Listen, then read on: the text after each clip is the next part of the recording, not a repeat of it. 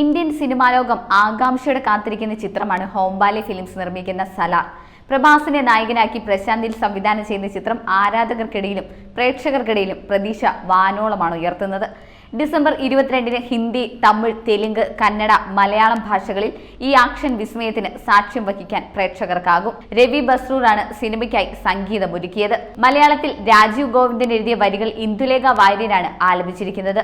ചിത്രത്തിന്റെ ആദ്യ സിംഗിൾ പ്രഖ്യാപനം മുതൽ പ്രേക്ഷകർ കാത്തിരിക്കുന്ന സൂര്യാംഗം എന്ന് തുടങ്ങുന്ന ആദ്യ ലിറിക്കൽ സിംഗിൾ ഇപ്പോൾ ചിത്രത്തിന്റെ നിർമ്മാതാക്കൾ പുറത്തിറക്കിയിരിക്കുകയാണ്. രണ്ട് ഉറ്റ സുഹൃത്തുക്കളുടെ സൗഹൃദ ബന്ധത്തിന്റെ പശ്ചാത്തലത്തിലുള്ള അത്യധികം വൈകാരികമായ സൂര്യാംഗം എന്ന് തുടങ്ങുന്ന ഗാനം പ്രേക്ഷക മനസ്സിൽ ആദ്യ കേൾവിയിൽ തന്നെ ഇടം നേടിക്കഴിഞ്ഞു.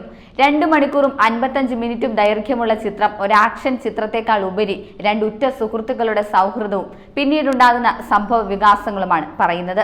വരദരാജ മന്നാർ എന്ന കഥാപാത്രത്തെയാണ് പൃഥ്വിരാജ് അവതരിപ്പിക്കുന്നത്.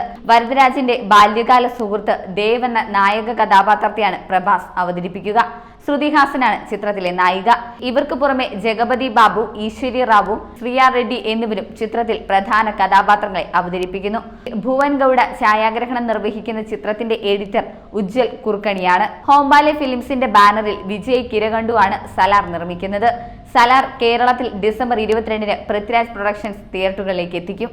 കൂടുതൽ വാർത്തകൾ ലഭിക്കുന്നതിനായി ഈ ചാനൽ സബ്സ്ക്രൈബ് ചെയ്ത് ഫോളോ ചെയ്യുക.